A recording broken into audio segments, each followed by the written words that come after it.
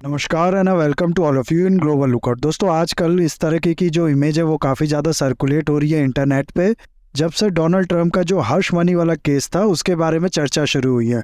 हर्ष money दरअसल होता है कि किसी को चुप करने के लिए, यानी कि किसी को अपना मुंह बंद रखे रहने के लिए जो पैसा दिया जाता है उसको हर्ष मनी कहा जाता है, कि ये लो पैसा, किसी को कुछ बोलना नहीं। इसको लेके एक केस जो है उसके बारे में बात हो रही है काफी ज्यादा न्यूज में, और उसके बाद से ही ये जो इस तरीके की फोटो है जिसमें डोनाल्ड ट्रंप आप लोग को दिखेंगे अरेस्ट होते हुए या पुलिस से भागते हुए या फिर पुलिस द्वारा ऐसे ड्रैग करते हुए, ये काफी ज्यादा सर्कुलेट हो रही है। बहुत रिसेंटली ये न्यूज़ आई है, आप लोग ने भी हो सकता है सुना होगा, कि डोनाल्ड ट्रंप जो है वो ग्रांड जूरी द्वारा इंडक्टेड कर दिया गया है इस केस में। नाउ ये पूरा स्टोरी क्या है ये मैं बताऊंगा आपको, आगे परेशान मत होना इसको लेके। उससे पहले केवल इस इमेज की अगर हम लोग बात करें तो आप लोग को बता दूं कि ये जो सारी इमेज है ये AI जनरेटेड है। बहुत जल्दी डोनाल्ड ट्रंप जो है वो अरेस्ट होंगे या फिर उनको कस्टडी में लिया जाएगा, लेकिन अभी तक ये नहीं हुआ है। तो ये जो इमेज है ना, ये ऐसा अभी तक हुआ नहीं है, ये सारी फेक इमेज है, AI जनरेटेड इमेज है कि डोनाल्ड ट्रंप अरेस्ट होते हुए कैसे दिखेंगे। तो शॉक मत होइएगा इस तरीके की इमेज को देख के, आने वाले टाइम में इस तरीके की रियल इमेज भी आएंगी, लेकिन अभी तक जितनी भी इमेज है जैसा कि मैंने आप लोग को बताया AI जनरेटेड है। तो ये क्या है पूरा केस जो डोनाल्ड ट्रंप पे चल रहा है, साथ ही साथ ग्रांड जूरी द्वारा इंडिक्टेड कर देने का क्या मतलब है, ये हम लोग डिस्कस करेंगे इस वीडियो में। इसके अलावा जॉर्ज सोरोस का नाम आप लोग ने काफी सुना होगा, मैंने भी इस पे एक वीडियो बनाई थी जिसमें मैंने बताया था कि कैसे इस आदमी ने इंडिया के अगेंस्ट में, मोदी के अगेंस्ट में बोला था, उसका क्या कनेक्शन है इस ट्रंप वाले जो पूरा केस है उससे, ये भी मैं आप लोग को बताऊंगा। इन सब के अलावा बहुत कुछ आप लोग को जानने को मिलेगा इस वीडियो में, बस आपको एंड तक बने रहना है। और अगर वीडियो अच्छा लगे तो लाइक, कमेंट, शेयर, सब्सक्राइब जरूर करना है। तो पहली बार अमेरिका की हिस्ट्री में ऐसा हुआ है कि कोई USA का फॉर्मर प्रेसिडेंट के खिलाफ कोई केस चलेगा इस ग्रांड जूरी के इंडिक्टेड के फैसले के बाद। इंडिक्टेड होता क्या है कि दरअसल देखो, एक तरीके से फॉर्मल एक्विजिशन आप लोग समझ लो, कि अब जो है वो परमिशन मिल गई है प्रोसिक्यूटर को जो डोनाल्ड ट्रंप के खिलाफ केस चलाना चाहता है, कि वो अब ये केस चला सकता है। डोनाल्ड ट्रंप के एक्विजिशन को एक्सेप्ट किया गया है, याद रहे मैं एक्विजिशन बोल रहा हूँ, कन्विक्शन को एक्सेप्ट नहीं किया गया है। कहने का मतलब है कि ये नहीं प्रूफ हो गया कि डोनाल्ड ट्रंप जो है वो दोषी हैं। हाँ, ये कहा गया कि ये जो पूरा केस है इसमें डोनाल्ड ट्रंप भी दोषी हो सकते हैं, इसलिए इन पे केस जो है वो चलाना चाहिए। इसके बाद इन पे ट्रायल चलेगा, पूरा केस चलेगा, उसके बाद डिसाइड होगा कि ये कन्विक्टेड है यानी कि दोषी है कि नहीं है। अभी खाली ये डिसाइड हुआ है कि अब इन पे केस चलेगा। और जैसा कि आप लोग ने पहले भी सुना कि ग्रांड जूरी जो है उसकी बात कर रहा हूँ मैं, दरअसल होता क्या है ना कि इस तरह के जो हाई प्रोफाइल केस होता है इसमें क्या किया जाता है कि कोई भी बड़ा पर्सन, उस पर केस चलाने से पहले एक बार एक जूरी बिठाई जाती है। लगभग 23 लोगों की ये जूरी होती है। ये 23 लोग मिलकर डिसाइड करते हैं कि जो ये पर्सन है इसके खिलाफ केस चलाना चाहिए कि नहीं। ये लोग अगर कह देंगे कि हाँ केस चलाना चाहिए तो इसी को कहा जाता है इंडिक्टेड, कि ग्रैंड जूरी ने इंडिक्टेड कर दिया इस केस में इस पर्सन को। तो आई होप आप लोग को समझ में आ गया होगा। इंडिक्टेड का मतलब खाली ये है कि परमिशन दे दिया है आगे केस चलाने का। इसके बाद नेक्स्ट स्टेप होता है जिसको कहा जाता है अरेंजमेंट। याद रहे, अरेंजमेंट नहीं है, ये दोनों की स्पेलिंग जो है वो थोड़ा डिफरेंस है, आप लोग देख सकते हैं यहाँ पर। ये है अरेंजमेंट। इसमें दरअसल क्या होता है, अरेंजमेंट कुछ भी नहीं होता है। आप लोग ने देखा भी होगा मूवियों में, जो दोषी होता है उसको कोर्ट के सामने, जज के सामने पेश किया जाता है पहली बार, फिर उस शख्स के सामने उस पर जो चार्जेस होते हैं वो पढ़ के सुनाता है कि ये चार्जेस आप पे लगाए गए हैं, और उससे पूछता है कि कैसे आप इस चार्जेस के अगेंस्ट में प्लीड करना चाहते हो। तो वो जो शख्स है वो कहता है गिल्टी या फिर नॉट गिल्टी। गिल्टी अगर वो शख्स कहता है तो इसका मतलब है कि वो ये जो सारे चार्जेस है इसको मान रहा है, और केस वहीं पर खत्म हो जाएगा, और जो पनिशमेंट होंगे इस चार्जेस के अंदर वो उसको सुना दिए जाएंगे। और नॉट गिल्टी अगर वो कहता है, इसका मतलब वो चाहता है कि ये जो केस है ये चले, और वो भी अपना पक्ष रखेगा, और पूरा जो केस चलेगा उसके बाद डिसाइड होगा कि ये गिल्टी है या नहीं। तो इसी पूरे प्रोसेस को कहा जाता है अरेंजमेंट। ट्यूसडे को यानी कि 4 अप्रैल को ट्रंप को पेश किया जाएगा कोर्ट के सामने, और यही उनका प्रोसेस जो है वो होगा। उसके बाद इन पे केस चलेगा। नाउ सवाल यहाँ पर यह है कि आखिर ये पूरा केस है क्या, आखिर किया क्या है ट्रंप ने, क्यों इन पे इतना ज्यादा केस जो है ये सब चल रहे हैं, और इसका असर इनके पॉलिटिकल कैरियर पे क्या पड़ेगा। तो देखो, सबसे पहले तो मैं ये केस क्या है वो आप लोग को बता देता हूँ। हुआ क्या था कि डोनाल्ड ट्रंप, आप सबको पता होगा कि 2017 से लेकर 2021 तक प्रेसिडेंट थे USA के। बराक ओबामा के बाद ये प्रेसिडेंट बने थे USA के, और उसके बाद 2021 से USA के प्रेसिडेंट है जो बाइडेन। ना अब हुआ क्या कि 2017 में प्रेसिडेंट बनने से पहले जब 2016 में ये अपना कैंपेन चला रहे थे वोटर्स को अपने और अट्रैक्ट करने के लिए कि वो इनके लिए वोट करे, तब इनने एक पेमेंट किया था एक एडल्ट फिल्म की एक्ट्रेस जो थी उनको, जिनका नाम है स्टॉर्मी डैनियल। ये एक पॉर्न स्टार है। लगभग $1,30,000 का पेमेंट जो है वो किया गया था डोनाल्ड ट्रंप के द्वारा इनको। क्यों ये पेमेंट किया गया था? दरअसल ये पेमेंट किया गया था एक एग्रीमेंट के लिए जो साइन किया था स्टॉर्मी डैनियल ने, जिसमें ये उनने प्लेज किया था कि वो अपना मुंह बंद रखेंगी। उनका जो अफेयर था डोनाल्ड ट्रंप के साथ 2006-2007 के साल में, उसके बारे में किसी को नहीं बताएंगी। नहीं तो आप लोग समझ सकते हो कि कैंपेन के टाइम में अगर वो ऐसा कुछ बोल देती, इसके बारे में कुछ बता देती तो शायद डोनाल्ड ट्रंप कभी प्रेसिडेंट भी नहीं बनते। इसीलिए ये एग्रीमेंट जो है ये साइन किया गया था स्टॉर्मी डैनियल और डोनाल्ड ट्रंप के बीच में, और इसके लिए ये पेमेंट डोनाल्ड ट्रंप ने किया था लगभग $1,30,000 का। ना ये जो पेमेंट है, ये पेमेंट करना गलत नहीं था। ये किसी को कुछ भी पैसा दे, किसी से क्या लेना देना है। लेकिन गलत इसमें ये था कि इनने पेमेंट किया कैसे था। इनने पेमेंट किया था कि अपने जो इनके लॉयर थे माइकल कोहेन, उनको कहा था कि आप इस औरत को पेमेंट कर दो, जिसके बाद उनने ऐसे ही किया। और ट्रंप ने फिर क्या किया, उनको जो सरकार की तरफ से पैसा मिलता है कैंपेन के लिए, इलेक्शन के लिए, उसमें अपने लीगल खर्चे में ये दिखा दिया पेमेंट। यानी कि कैंपेन का जो एक्सपेंस था उसमें ये पेमेंट दिखा दिया, जो कि एक तरीके से मैनिपुलेशन ही करना हो गया, ऐसा कहा जा सकता है। क्योंकि वो पैसा इनको मिल रहा है कैंपेन करने के लिए, उसका इस्तेमाल किसी अफेयर को छुपाने के लिए अगर ये कर देंगे तो जाहिर सी बात है ये मिसयूज हो गया उस पैसे का, और यही पूरा इन पे जो केस है वो है। अब इसमें ट्रंप का कहना है कि नहीं, ये जो पेमेंट है ये इसलिए नहीं किया गया क्योंकि इनका कुछ अफेयर था इस एक्ट्रेस के साथ। ये रिजेक्ट करता है कि इनका कोई भी अफेयर नहीं था इस एक्ट्रेस के साथ, बल्कि ये कहते हैं कि ये जो एक्ट्रेस थी ये ब्लैकमेल कर रही थी, पैसा एक्सटॉर्ट करना चाहती थी इनसे, और इसी ब्लैकमेल के प्रभाव में आके इनको ये पेमेंट जो है वो देनी पड़ी, नहीं अपनी इज्जत बचाने के लिए। लेकिन इस चीज को भी लेके ये जो एक्ट्रेस है इसने केस कर दिया डोनाल्ड ट्रंप पे। इनने कहा है कि ये डिफेमेशन कर रहे हैं, ये झूठ बोल रहे हैं कि कोई अफेयर नहीं था, झूठा इल्जाम लगा रहे हैं ब्लैकमेलिंग का। तो खैर वो तो दूसरी बात है, लेकिन ये जो पेमेंट था जिसको ट्रंप ने कैंपेन एक्सपेंस में दिखाया था अपना, इसको लेके जो केस है उसकी यहाँ पर हम लोग बात कर रहे हैं, जिसके लिए अभी जैसा कि मैंने आप लोग को बताया ग्रैंड जूरी ने इनको इंडिक्टेड डिक्लेयर कर दिया इस केस में।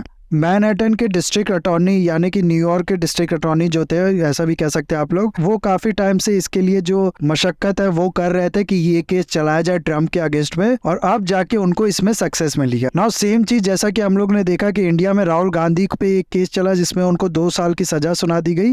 उसके बाद से वो 8 साल के लिए इलेक्शन नहीं लड़ पाएंगे, यानी कि 2024 का 2029 का इलेक्शन अभी वो नहीं लड़ पाएंगे अनलेस हाई कोर्ट जो है वो ये कन्विक्शन स्टे नहीं लगा देता तो।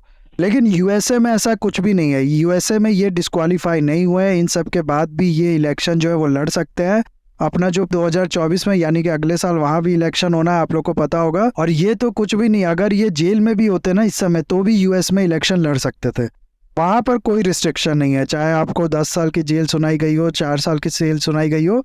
वहाँ का जो कॉन्स्टिट्यूशन है वो मोटे मोटे 3 चीज ही कहता है कि बस आप लोग नेचुरल बॉर्न होना चाहिए यूएसए में, और पिछले 14 साल में आई थिंक ये कहा जाता है कि यूएसए के रेसिडेंट होना चाहिए, साथ ही साथ 35 ईयर की जो उम्र है वो होनी चाहिए। अगर ये तीनों अगर है वो आपके पास तो आप यूएसए के प्रेसिडेंट बन सकते हैं।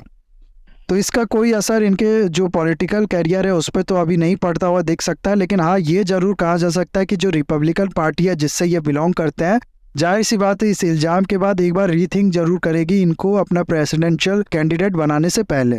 तो उस तरीके से थोड़ा असर पड़ सकता है, लेकिन लीगली अगर हम लोग देखें तो इन पे कोई भी असर नहीं पड़ेगा। इसके अलावा आप लोग को पता होगा जॉर्ज सोरोस के बारे में, जिसको मोस्ट इविल मैन भी कहा जाता है अक्सर। बहुत ही ज़्यादा डेंजरस आदमी है ये, ऐसा कहा जाता है। इसके अलावा इसको टाइटल मिला है the man who broke the bank of England. इस पर मैंने भी एक वीडियो बनाई थी पहले, जिसमें मैंने आप लोगों को बताया था कि कैसे इसने मोदी को टारगेट किया था और उनको नॉन डेमोक्रेटिक कहा था। तो इसके बारे में पहले भी हम लोग चर्चा कर चुके हैं। इस वीडियो में हम लोग उससे थोड़ा आगे चर्चा करेंगे। दरअसल ये जो शख्स है ना, हंगरी में ये पैदा हुआ था और हंगरी में ही इसको एक कानून भी बना है जिसका नाम ही है स्टॉप सोरोस लॉ। इस शख्स को रिजाइम चेंजर भी कहा जाता है। न्यूयॉर्क में अभी ये रहता है। ऐसा कहा जाता है कि वर्ल्ड ऑर्डर जो है उसको डिसाइड करने में बहुत बड़ा इंपॉर्टेंट से रहता है इसका। ये काफ़ी ज़्यादा फंडिंग करता है मीडिया को हो गया, अपने जो एनजीओज हो गए उनको, और इनके द्वारा फिर पॉलिसी डिसीजन अलग अलग कंट्री में जो है उनको इन्फ्लुएंस करता है, गवर्नमेंट को मजबूर कर देता है इसके अकॉर्डिंग पॉलिसी डिसीजन लेने में, या फिर जो रिजाइम है उसी को चेंज कर देता है अपने अकॉर्डिंगली। इंडिया में भी ऐसा कहा जाता है कि कई न्यूज़पेपर है, कई मीडिया आउटलेट्स हैं, कई एनजीओज है जो कि इससे फंड जो है वो रिसीव करती हैं और गवर्नमेंट पे दबाव बनाने का काम करती हैं। पिछले कुछ सालों में आप लोग को पता होगा कि इंडियन गवर्नमेंट ने जो एनजीओज हैं उनके पे काफ़ी ज़्यादा रिस्ट्रिक्शन लगाई है, किस तरीके से जो फॉरेन फंडिंग रिसीव करती हैं उसको काफ़ी ज़्यादा रेगुलेट करना शुरू किया है। तो ये सब एक तरीके से इसीलिए किया गया है कि इस तरीके के कोई शख्स जो है वो इसका मिसयूज़ ना कर पाए। नाउ ये जो आदमी है इसको ऐसा कहा जाता है कि इसका कनेक्शन है पूरा ये जो ट्रंप वाला केस है इससे। नाउ क्वेश्चन में कम्स हियर कि क्यों ये जो है मोदी पे अटैक करेगा, ट्रंप को हटाने की कोशिश करेगा, ट्रंप को मतलब कमजोर करने की कोशिश करेगा, इसका क्या फायदा है इसमें? देखो क्या होता है ना कि आइडियल लड़ाई होती है, उसमें दोनों ही साइड को ये लगता है कि हम सही है और सामने वाला ना सिर्फ गलत है बल्कि वो ईविल है। जबकि अगर आप लोग थोड़ा हिस्ट्री पढ़ोगे, थोड़ा इसके बारे में पढ़ोगे तो आपको समझ में आएगा कि इस लड़ाई में ना ही कोई सही है ना ही कोई पूरी तरीके से गलत है। ये जो शख्स है जॉर्ज सोरोस, इसका मानना है कि नेशनलिस्ट गवर्नमेंट जो है और क्लाइमेट चेंज जो है ये दोनों चीज़ इस समय दुनिया के लिए, ह्यूमन सिविलाइजेशन के लिए बहुत ज़्यादा बड़ा खतरा है। नेशनलिज्म का मतलब है वो आइडियोलॉजी जो कहे कि आदमी की यानी किसी पर्सन की लॉयल्टी सिर्फ वो होनी चाहिए उसके नेशन के लिए, ना ही कोई कल्चर, ना ही कोई रिलीजन, ना ही किसी और चीज़ के लिए, सिर्फ और सिर्फ नेशन जो है उसके लिए वो लॉयल होना चाहिए। ना आप लोग कहोगे कि तो ठीक तो है, इसमें गलत क्या है? तो देखो गलत इस डेफिनेशन में तो कुछ भी नहीं है, लेकिन कुछ साइड इफेक्ट्स होते हैं हर आइडियोलॉजी के। जैसे कि नेशनलिज्म या फिर नेशनलिस्ट जो आइडियोलॉजी होती है ये कहीं ना कहीं मल्टी कल्चरिज्म के अगेंस्ट में बात करती है।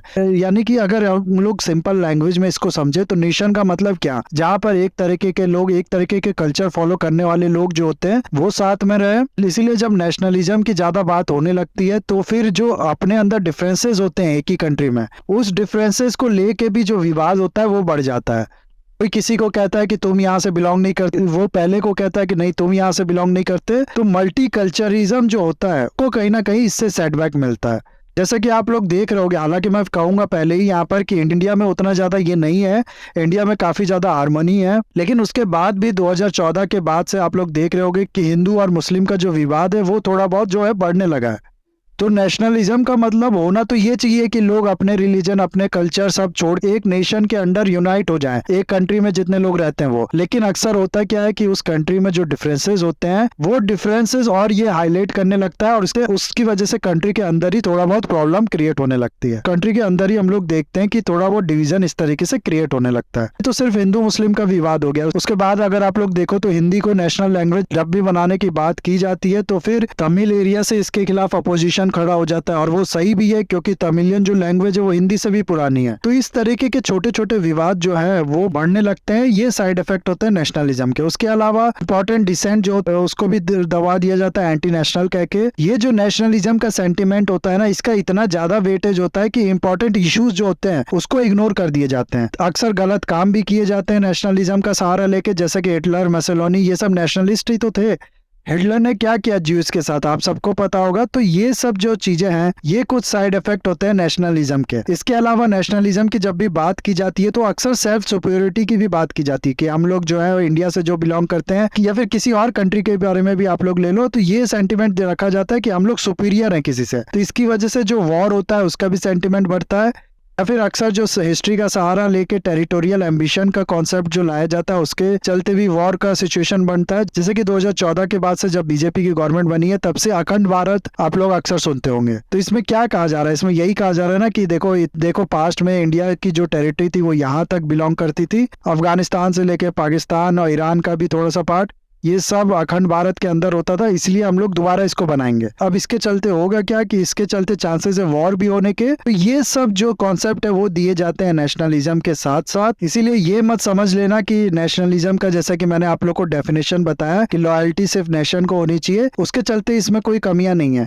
बाकी इसके जो अपोजिट में गवर्नमेंट होती है, जो लिबरल गवर्नमेंट होती है, वो बिल्कुल गलत ही है। हर आइडियोलॉजी के अपने फायदे हैं, अपने नुकसान होते हैं। आदमी की विचारधारा पे डिपेंड करता है कि वो किस आइडियोलॉजी को सही मानता है, किसको गलत मानता है। जॉर्ज सोरोस जो है ये नेशनलिस्ट आइडियोलॉजी जो होती है, नेशनलिस्ट गवर्नमेंट जो होती है उसको गलत मानते हैं, उसको थ्रेट मानते हैं सिविलाइजेशन के ऊपर। इसीलिए ये करते क्या है कि वो कंट्री जहाँ पर नेशनलिस्ट गवर्नमेंट है उसको हटाने की कोशिश करते हैं, जो नेशनलिस्ट लीडर है उसको डिफेम किया जाता है। और यही ये करना चाहता है इंडिया में, और यही ये करना चाहता है डोनाल्ड ट्रंप के साथ। क्योंकि डोनाल्ड ट्रंप भी आप लोग को पता होगा कि मेगा जो है मेक कि अमेरिका ग्रेट अगेन, इस तरह के जो नारे थे, उनके स्लोगन था, वो दिया करते थे। वो भी एक नेशनलिस्ट लीडर थे। और इसके अलावा अगर आप लोग हाल में इंडिया में क्या क्या हुआ उसको देखो तो बीबीसी की पहले डॉक्यूमेंट्री आती है मोदी के अगेंस्ट में, फिर हिंडनबर्ग की रिपोर्ट, फिर उसके बाद ये जो जॉर्ज सोरोस है इसका स्टेटमेंट आया, फिर खालिस्तान इशू जो हुआ, फिर इंडियन एम्बेसी पे जो अटैक हुआ। ये सब जो रिसेंट के इवेंट है, ये सब बताते हैं कि एक बहुत बड़ी प्लानिंग, चाहे वो जॉर्ज सोरोस के द्वारा हो या कोई भी हो, ये किया जा रहा है इंडिया के अगेंस्ट में। इस समय की जो गवर्नमेंट है उसको टॉपल करने के लिए, उसको डिफेम करने के लिए, उसमें बदलाव करने के लिए। नाउ एट द लास्ट मैं ये कहना चाहूंगा कि हम लोग जो है वो कितनी छोटी छोटी चीजों को लेकर परेशान होते हैं। आप लोग खुद सोचिए कि छोटी छोटी घरेलू चीजें, जैसे कि पानी नहीं आ रहा, पेपर वाले ने पेपर नहीं डाला, मंदिर यहाँ बनना चाहिए, मस्जिद यहाँ बनना चाहिए, पेट्रोल का ये रेट हो गया, प्याज ये हो गया, गवर्नमेंट ये कर रही है, ये लीडर ये कर रहा है। आप लोग खुद ही सोचो, दुनिया में ऐसे लोग भी हैं जो वर्ल्ड कैसे काम करेगी वो डिसाइड कर रहे हैं। तो ये था पूरा वीडियो गाइज। आई होप ये वीडियो जो है आपको अच्छा लगा होगा। इसे लाइक, कमेंट, शेयर, सब्सक्राइब जरूर कीजिएगा। That's all. Have a nice day. Take care.